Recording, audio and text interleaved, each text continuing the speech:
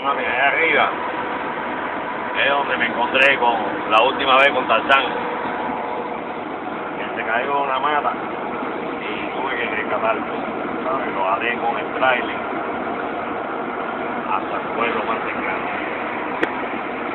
Mira eso. Estoy ahora mismo aquí en la ¿cómo se llama esto aquí? Yo no sé cómo coño se llama esto, pero bueno, creo que esta es esta es la 40 para Hueco, para Tennessee. Esos son los Rocky Mountains, eso, los Appalachian, ¿sabes? El nombre que le ponen a esta gente. Pero mira las nubes metidas en la montaña. Yep. Y la cupa. Aguántate, espérate.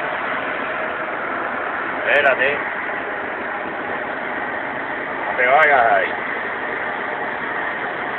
Estoy en una cupa ahí. Aquí lo tengo que coger suave porque si me caigo para allá abajo hay tremenda altura. Deja que venga un pedazo claro eso, para que tú veas para abajo el tramo que hay. Mira. ¿Tú estás viendo, verdad? Bueno, para que después no vaya a decir de que yo no estuve en África, ¿ok? Estaba en el Yonko.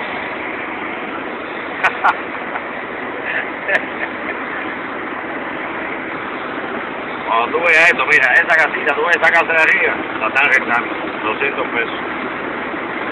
Para bajarla hay que bajar con una soga porque no hay escalera ni nada. ¡Ey! Suave la cosa. Ahí, sereno. Mami, te voy a dejar porque estas curvas están un poco peligrosas, ¿viste? Dale. Si viene alguna parte que reconozcamos, te llamo para atrás. Pero mira esto, mira para acá, mira. Bueno, por ahí no se ve. Pero mami, hay una altura aquí ya tú sabes. ¿Oí? Dale, te veo ahorita. Bye.